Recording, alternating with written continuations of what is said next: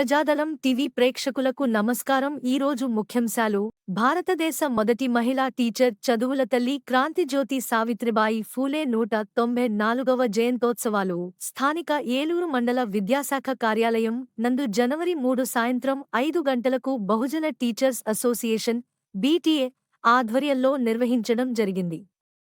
ఈ సందర్భంగా ఏలూరు జిల్లాలో పనిచేయుచున్న 10 మంది ప్రతిభావంత మహిళా టీచర్లను గుర్తించి వారికి గౌరవ జిల్లా విద్యాశాఖాధికారి పి. శ్యామ్ సుందర్ గారి చేత ఉత్తమ మహిళా టీచర్ అవార్డులను అందజేసి గౌరవించడం జరిగింది. ఈ కార్యక్రమానికి జిల్లా బీటీఏ అధ్యక్షులు గుడిమెల్లి వెంకటేశ్వరరావు అధ్యక్షత వహించగా, ఈ కార్యక్రమంలో జిల్లా సమగ్ర శిక్ష సీఎంఓ జె. రవీంద్ర, ఏలూరు జిల్లా DCEB secretary A. Sarveswararao, BTA రాష్ట్ర అధ్యక్షులు B. Manoj Kumar, working president P. Salman garu, ప్రధాన కార్యదర్శి CH Dharmalingam, treasurer G. Venkata Ramana, organising secretary B. Kripakaran, మహిళా కార్యదర్శి V. Dhanakanta, E. Srinivas, G. Ramadasu, G. J. Thambi, D. Srinivas తదితరులు పాల్గొన్నారు.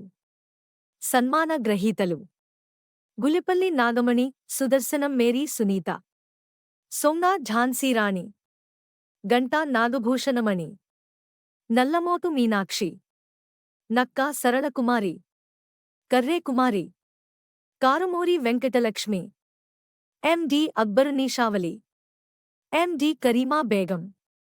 అవార్డు ప్రధానోత్సవం తర్వాత ఉత్తమ మహిళా టీచర్లందర్నీ జిల్లా విద్యాశాఖాధికారివారు, సీఎంఓ గారు, డీసీఈబీ సెక్రటరీ, బీటీఏ రాష్ట్ర అధ్యక్షులు బి. మనోజ్ కుమార్ అభినందించడం జరిగింది.